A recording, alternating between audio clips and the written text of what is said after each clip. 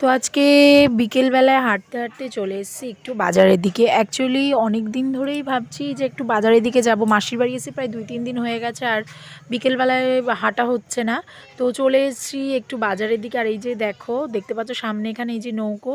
Actually এই দিকটাতে বেশিরভাগই সবাই কাঠের কাজ এত ভালো করতে জানে যে প্রত্যেকটা বাড়ি বাড়ি সবাই কাঠের ফার্নিচার, কেউ নৌকো কিছু না কিছু কেউ তৈরি করতেই আছে। তো এরপরে একটা বাড়িতে আসলাম, আমার মায়েরই মতন আর একজন বৈষ্ণবী, তার বাড়িতে এসেছি। তো এখানে তাদের এই যে নিচে তারা ফার্নিচার বিক্রি করে।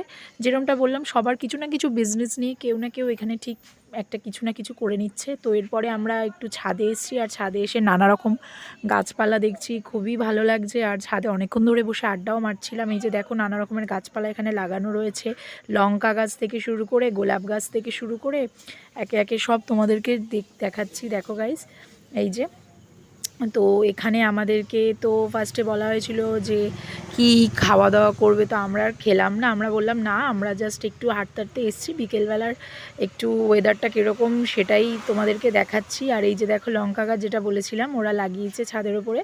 তো এরপরেই ওই বাড়ির একটা আন্টি আমাদের জন্য এই যে দেখো লস্যির প্যাকেট নিয়েছে। আমার মেয়ের অবস্থা দেখো, লস্যির প্যাকেট নিয়ে মোটামুটি একদম একটা কার্টুন ভাবে দাঁড়িয়ে আছে। তো এরপরে আমাকেও দিল, আর আমি একটু, যেহেতু ওটা ঠান্ডা ছিল, আমার গলাটা একটু হালকা ব্যথা ব্যথা করছিল, তো আমি পরে খেলাম, তারপরে মেয়ে খেলো।